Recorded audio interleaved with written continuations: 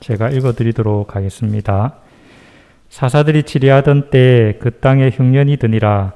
유다 베들레헴의 한 사람이 그의 아내와 두 아들을 데리고 모압 지방에 가서 거류하였는데 그 사람의 이름은 엘리멜렉이요 그의 아내의 이름은 나오미요 그의 두 아들의 이름은 말론과 기론이니 유다 베들레헴 에브라 사람들이더라. 그들이 모압 지방에 들어가서 거기 살더니 나오미의 남편 엘리멜렉이 죽고 나오미와 그의 두 아들이 남았으며 그들은 모압 여자 중에서 그들의 아내를 맞이하였는데 하나의 이름은 오르바요 하나의 이름은 루시더라. 그들이 거기에 거주한 지 10년쯤에 말론과 기론 두 사람이 다 죽고 그 여인은 두 아들과 남편의 뒤에 남았더라. 그 여인이 모압 지방에서 여호와께서 자기 백성을 돌보시사 그들에게 양식을 주셨다 함을 듣고 이에 두 며느리와 함께 일어나 모압 지방에서 돌아오려 하여 있던 곳에서 나오고 두 며느리도 그와 함께하여 유다 땅으로 돌아오려고 길을 가다가 나오미가 두 며느리에게 이르되 너희는 각기 너희 어머니의 집으로 돌아가라. 너희가 죽은 자들과 나를 선대한 것 같이 여호와께서 너희를 선대하시기를 원하며 여호와께서 너희에게 허락하사 각기 남편의 집에서 위로를 받게 하시기를 원하노라 하고 그들에게 입맞춤에 그들이 소리를 높이 울며 나오미에게 이르되 아니니이다. 우리는 어머니와 함께 어머니의 백성에게로 돌아가겠나이다 하는지라. 나오미가 이르되 내 딸들아 돌아가라. 너희가 어찌 나와 함께 가려느냐. 내 태중에 너희의 남편 될 아들들이 아직 있느냐. 내 딸들아 되돌아가라. 나는 늙었으니 남편을 두지 못할지라. 가령 내가 소망이 있다고 말한다든지 오늘 밤에 남편을 두어 아들들을 낳는다 하더라도 너희가 어찌 그들이 자라기를 기다리겠으며 어찌 남편 없이 지내겠다고 결심하겠느냐. 내 딸들아 그렇지 아니하니라. 여호와의 손이 나를 치셨으므로 나는 너희로 말미암아 더욱 마음이 아프도다 하매 그들이 소리를 높여 다시 울더니 오르바는 그의 시어머니에게 입맞추되 룻은 그를 부쫓았더라. 나오미가 또 이르되 보라 내 동서는 그의 백성과 그의 신들에게로 돌아가나니 너도 너의 동서를 따라 돌아가라 하니 룻이 이르되 내게 어머니를 떠나며 어머니를 따르지 말고 돌아가라 강건하지 마옵소서. 어머니께서 가시는 곳에 나도 가고 어머니께서 머무시는 곳에서 나도 머물겠나이다. 어머니의 백성이 나의 백성이 되고 어머니의 하나님이 나의 하나님이 되시리니 어머니께서 죽으시는 곳에서 나도 죽어 거기 묻힐 것이라. 만일 내가 죽는 일 외에 어머니를 떠나면 여호와께서 내게 벌을 내리시고 더 내리시기를 원하나이다 하는지라. 나오미가 룻이 자기와 함께 가기로 굳게 결심함을 보고 그에게 말하기를 그치니라. 아멘. 네, 우리 옆에 있는 성도님들과 누님사 한번 할까요? 네, 반갑습니다.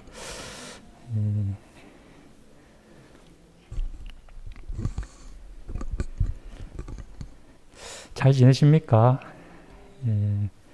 날이 좀 추워지고 있는데 건강 유의하시기를 바랍니다.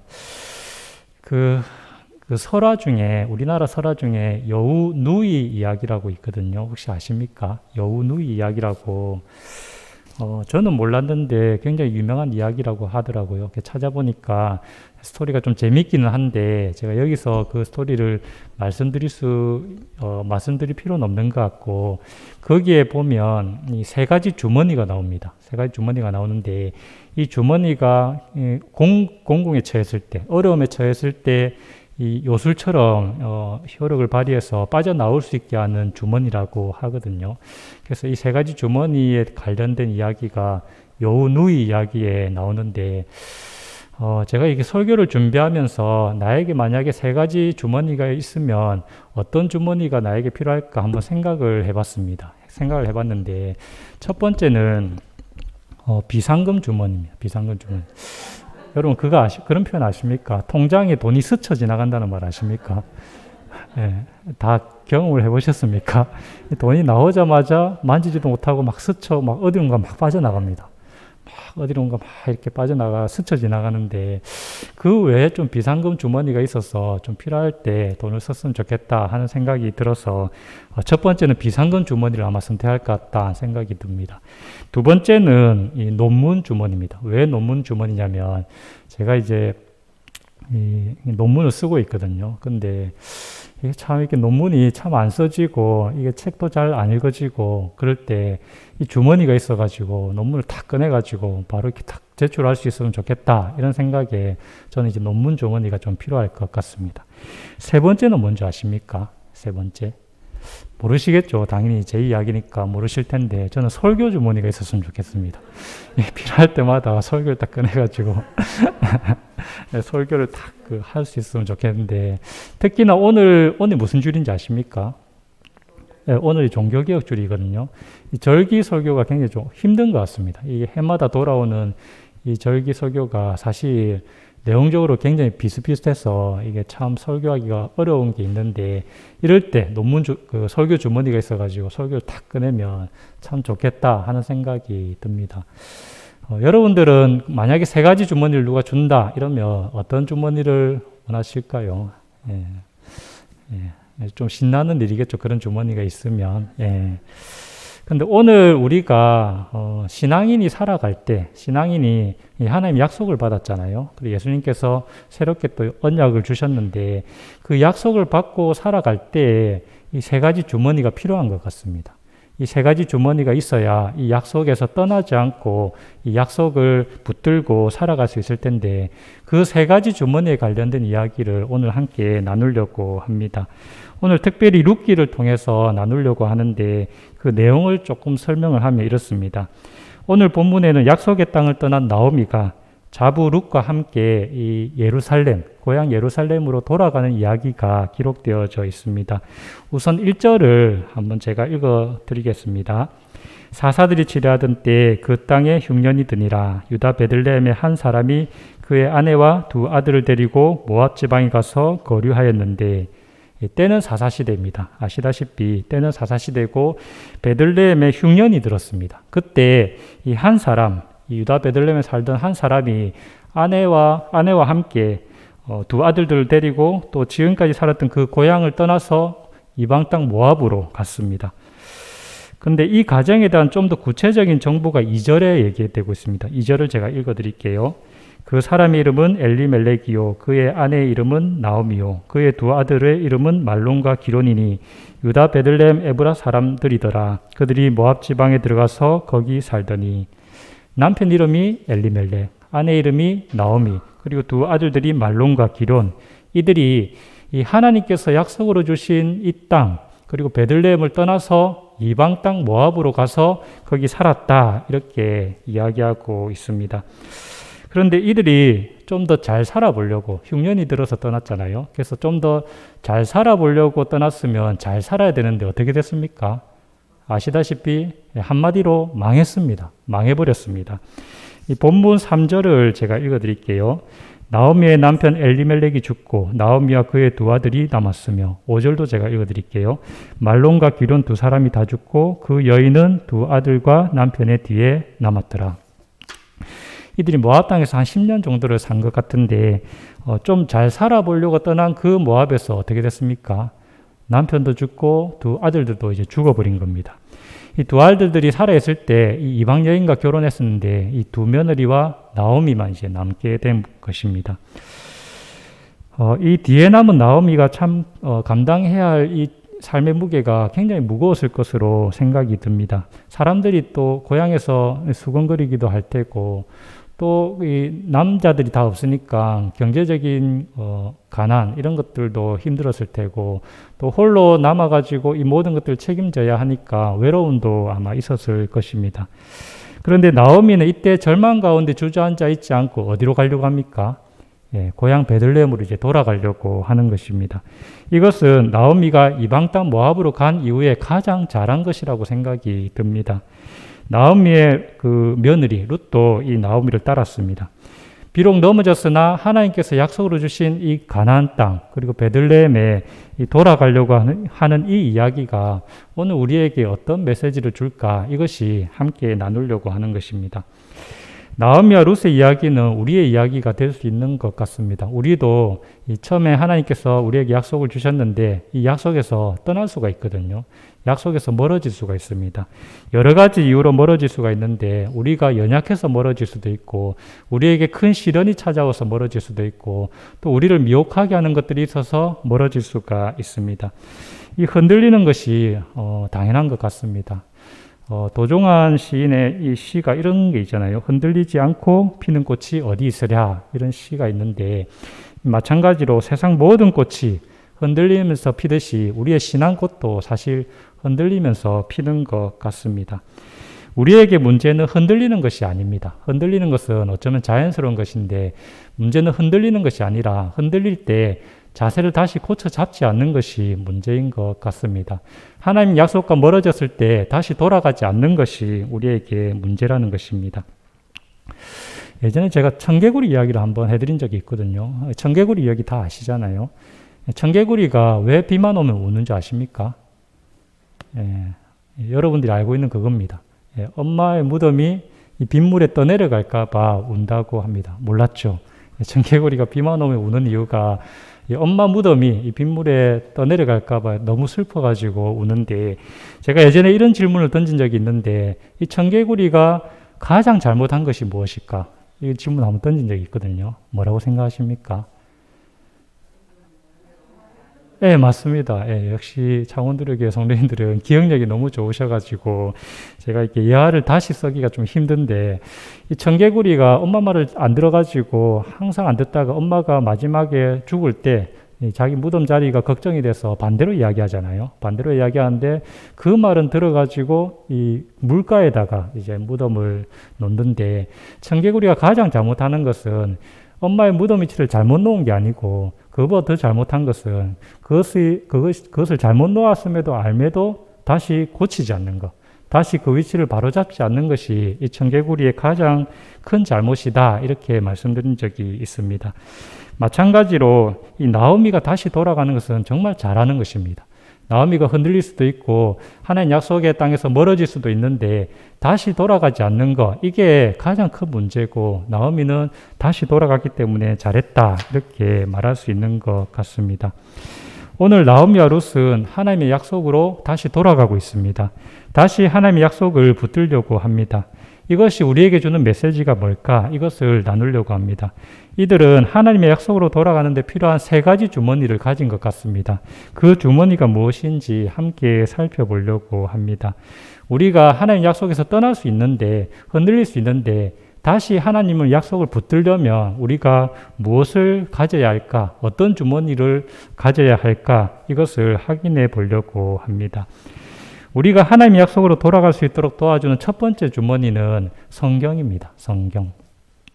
시편 기자는 시편 119편 105절에 이렇게 이야기합니다. 하나님의 말씀이 내 발의 등이요 내 길의 빛이니이다, 이렇게 노래합니다. 하나님의 말씀은 우리를 인도하는 빛이다, 이렇게 고백하고 있습니다. 최근에 우리나라가 누리호를 발사를 했잖아요. 다 보셨습니까? 이 누리호 맞죠? 이름이. 우주선을 이렇게 발사를 했는데 아쉽게 완전히 성공한 것은 아닌데 전문가들이 말하기를 어느 정도는 이제 성공했다, 이렇게 평가를 하더라고요.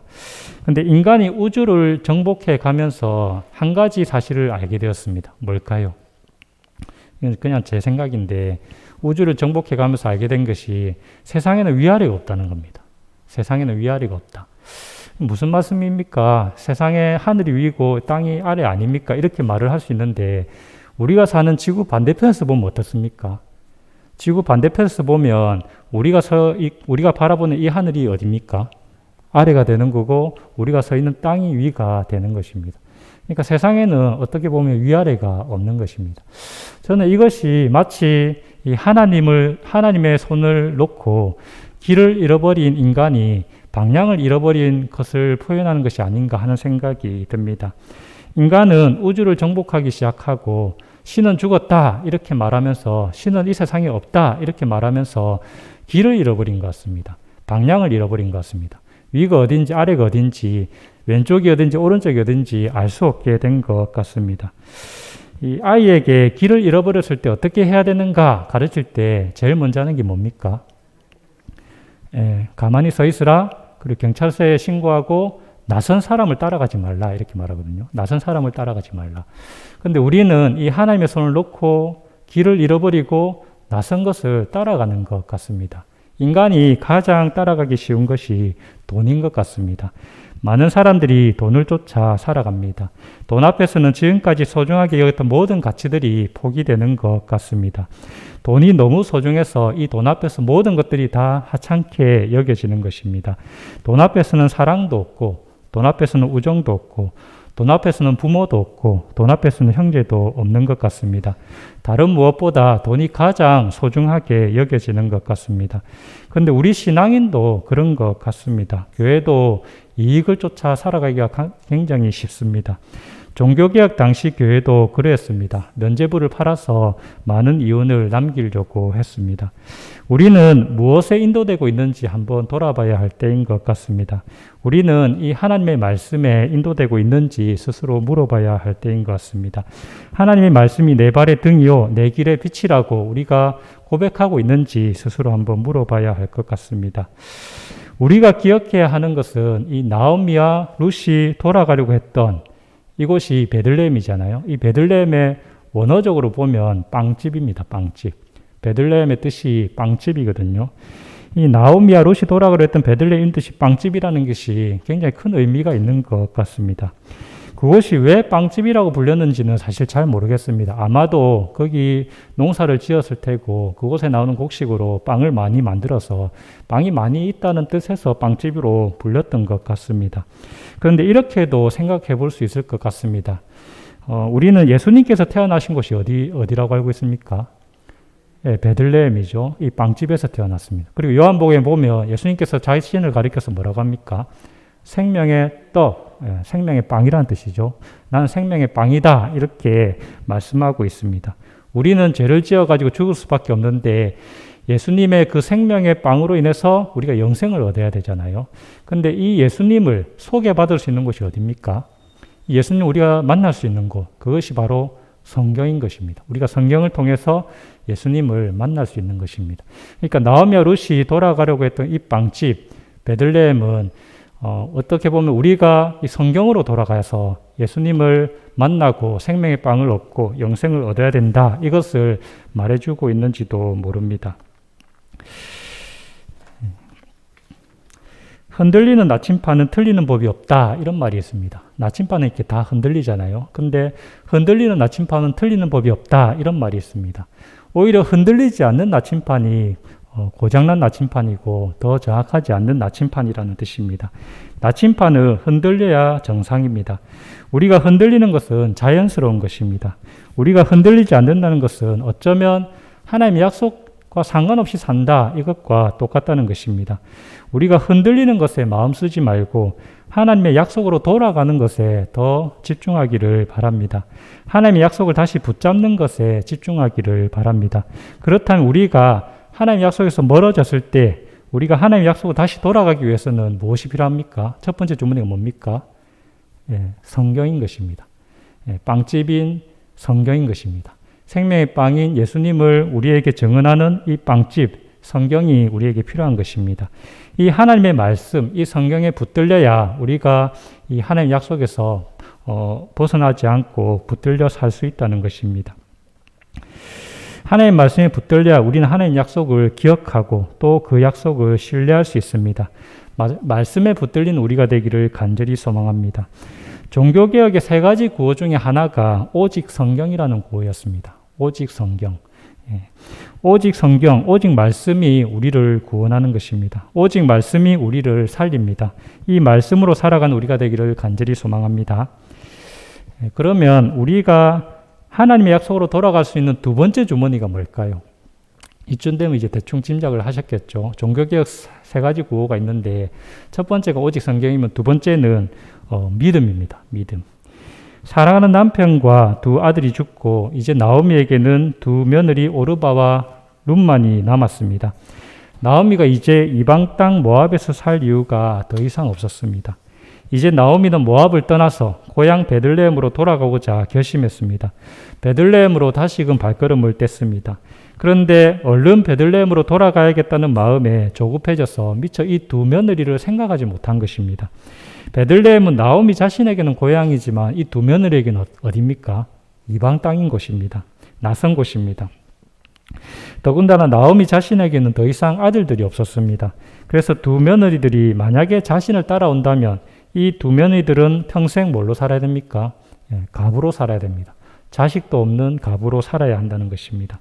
이건 안 되는 일이었습니다. 그래서 나오미는 두 며느리들에게 이제 각기 너희들의 어머니의 집으로 돌아가라 이렇게 관건해서 말합니다. 하지만 이 오르바와 룻은 착한 며느리들이었습니다.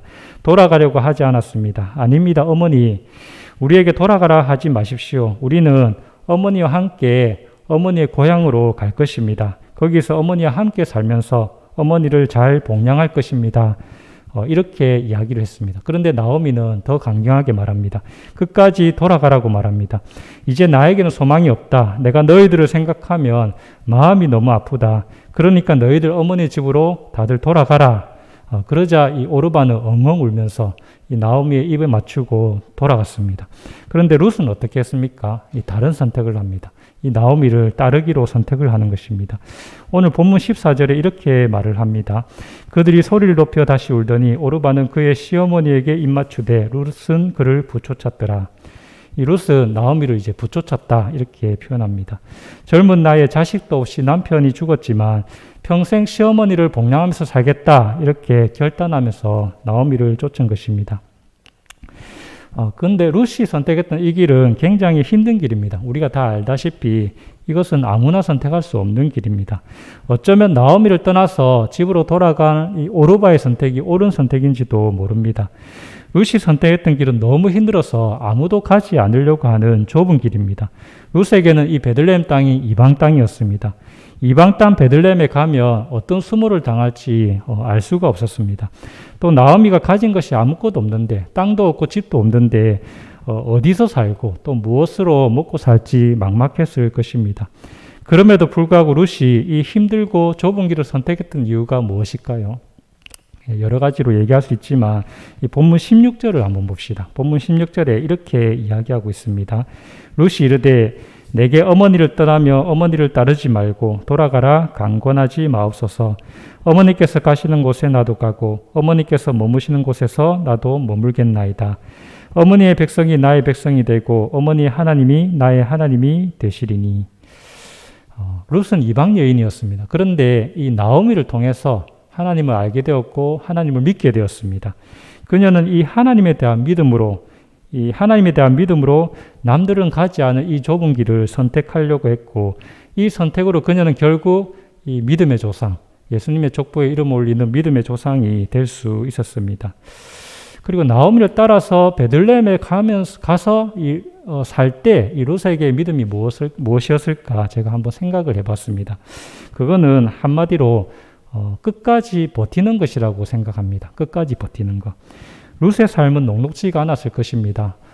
남편은 없고 자식은 없고 그로부터 이제 10년이나 지났습니다. 우리 주위에도 그런 사람들이 있는데 너무 가혹하다 할 정도로 정말 인생이 힘들고 고단하고 그런 사람들이 많이 있습니다. 이런 사람들에게 하나님께서 과연 무엇을 요구하시는 걸까 제가 한번 생각을 많이 하게 됩니다. 사는 것 자체가 힘들고 고단한 사람들에게 하나님께서는 무엇을 원하실까? 이것은 룻을 통해서 우리가 알 수 있다고 생각을 합니다. 끝까지 버티는 것입니다. 그럼에도 삶이 힘들지만 그럼에도 하나님께서 약속에 신실하시다. 그 백성을 끝까지 돌보신다는 이것을 의심하지 않고 확신하면서 끝까지 버티고 인내하는 것이 하나님께서 우리에게 요구하시는 것이 아닐까. 이것이 하나님께서 요구하시는 믿음이 아닐까 하는 생각이 듭니다. 제가 예전에 곶감 이야기 한번 했거든요. 이것도 기억나십니까 혹시? 곶감 이야기. 곶감을 먹기 위해서는 뭐가 필요합니까? 네, 감을 따야 됩니다. 또 말려야 되는데 진짜 중요한 게 하나 있습니다. 네, 빼먹지 않고 기다리는 거. 곶감을 말려놓고 중간에 이렇게 참지 못해가지고 탁 빼먹으면 곶감을 먹을 수 없는데 이 빼먹지 않고 기다리는 거, 버티는 거, 인내하는 거, 이게 사실 굉장히 중요한 것 같습니다.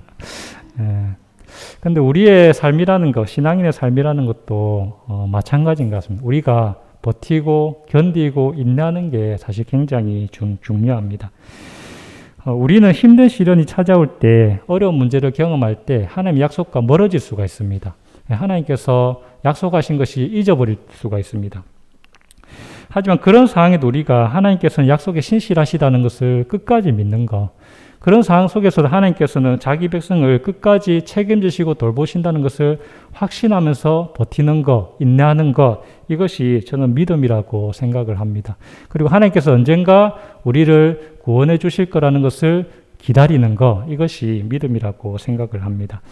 우리가 하나님의 약속으로 돌아가기 위해 하나님의 약속을 다시 신뢰하기 위해서 필요한 것은 저는 바로 이 믿음이라고 생각을 합니다. 우리에게 이 믿음 있기를 소망합니다.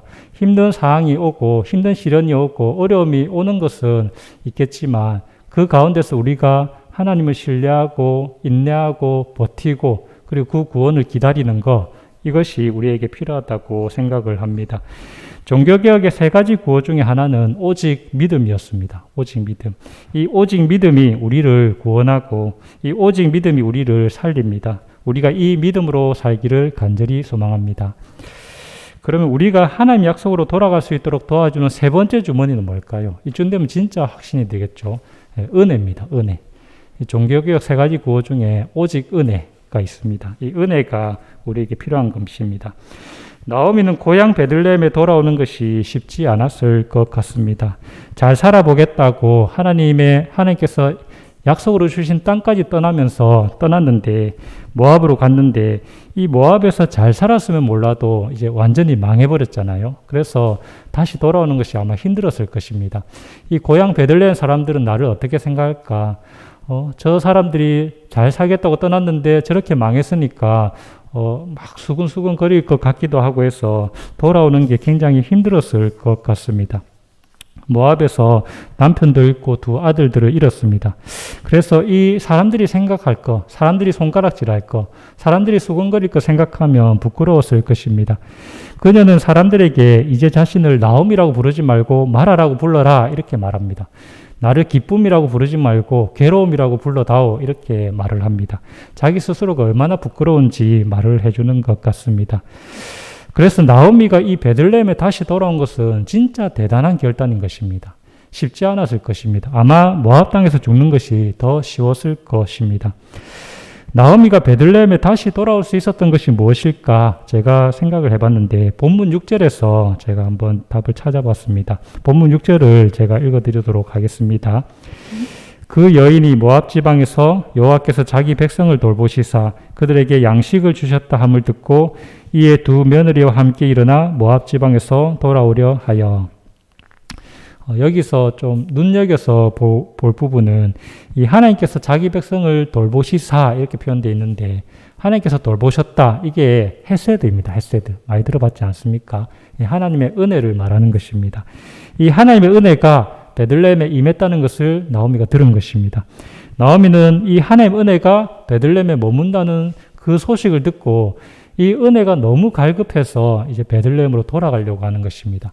단지 그곳에 양식이 있기 때문에 돌아가는 것이 아니고 그 하나님의 은혜가 너무 갈급해서 이것이 너무 갈급해서 돌아가려고 하는 것입니다. 나오미가 돌아가봤자 땅도 없고 집도 없습니다. 그래서 먹을 양식을 쉽게 구할 수가 없는데 이 나오미가 돌아가려고 하는 것은 그 하나님의 은혜가 너무 갈급했기 때문입니다. 나오미는 그 은혜, 하나님의 은혜가 절망밖에 없는 자신을 새롭게 살릴 수 있다고 생각을 했습니다. 사실 베들레헴에 가도 아무것도 없지만 하나님의 은혜가 있으면 내 삶이 새로워질 수 있다. 이 절망밖에 없는 것에 삶에 소망이 있을 수 있다. 이렇게 믿고 떠났다는 것입니다. 하나님의 은혜가 우리를 새롭게 합니다. 우리는 하나님의 은혜를 어떻게 생각하고 있습니까? 보통은 이렇게 생각하는 것 같습니다. 우리가 죄를 지었기 때문에 예수님께서 우리 죄를 대신해서 십자가에 달려 죽으셨고 우리가 이 은혜로 구원을 받았다. 이렇게 생각하는 것 같습니다. 물론 맞습니다. 하지만 이 하나님의 은혜를 단지 우리의 죄 문제, 죄를 해결해 주는 정도로만 생각하면 안 됩니다. 이 하나님의 은혜를 우리의 그저 죄를 없애주는 기능을 하는 정도로만 생각하면 안 됩니다. 하나님의 은혜는 훨씬 더 크고 압도적인 것입니다. 로마서 5장 20절에서 바울은 이렇게 말합니다. 제가 읽어드릴게요. 율법이 들어온 것은 범죄를 더하게 하려 함이라. 그러나 죄가 더한 곳에 은혜가 더욱 넘쳤나니. 그냥 이렇게 기술은 돼 있지만 이 구절에서 죄가 더했다 이렇게 말하는 것은 사실 죄가 넘쳐 흘렀다는 뜻입니다. 죄가 넘쳐 흘렀다. 죄가 용암처럼 끓으면서 이 감당할 수 없을 정도로 온 땅을 덮었다. 이런 얘기를 하는 것입니다. 죄가 온 땅을 뒤덮어 흘렀기 때문에 인간에게는 소망이 없고 인간에게는 미래가 없고 인간에게는 아무것도 기대할 수 있는 것이 없다. 이것을 바울이 말을 하고 있는 것입니다. 정말 비참하고 처절한 인간의 현실을 말해주는 것입니다. 그런데 이 인간의 죄로 인해서 구덩이에 빠져 있고 절망 가운데 있는 이 인간에게 무엇이 있다는 것입니까? 바울이 이어서 말하기를 하나님의 은혜가 더욱 넘쳤다 이렇게 표현합니다. 제가 끌어 넘쳐 흘려가지고 온 땅을 뒤덮었는데 이 하나님의 은혜는 더 넘쳤다는 것입니다. 죄가 넘쳐 흘려서 인간에게는 절망밖에 없고 아무것도 기대할 것이 없고 소망할 것이 없는데 이 하나님의 은혜는 더욱 넘쳐 흘렀다는 것입니다. 용암이 끓어 넘쳐서 온 땅을 뒤덮을 때 압도적으로 많은 비가 막 쏟아져가지고 그 용암을 식혀버리는 것과 같다는 것입니다. 하나님의 은혜는 우리의 죄를 없애고 우리를 구원하는 것은 사실입니다. 하지만 그 정도로만 생각해서는 안 됩니다. 하나님의 은혜는 죄인된 우리를 압도해버립니다. 우리를 압도해서 우리를 뒤흔들고 우리로 하여금 새로운 삶을 살게 합니다. 지금까지 기대할 수 없었던, 지금까지 예상할 수 없었던 그 삶의 삶과는 다른 새로운 삶을 살게 합니다. 도저히 소망할 수 없는 지점에서 미래를 꿈꿀 수 없는 그 처지에서 새롭게 시작할 수 있도록 만든다는 것입니다. 그래서 고린도후서 5장 17절에서 바울은 이렇게 말합니다. 그런즉 누구든지 그리스도 안에 있으면 새로운 피조물이라 이전 것은 지나갔으니 보라 새 것이 되었도다.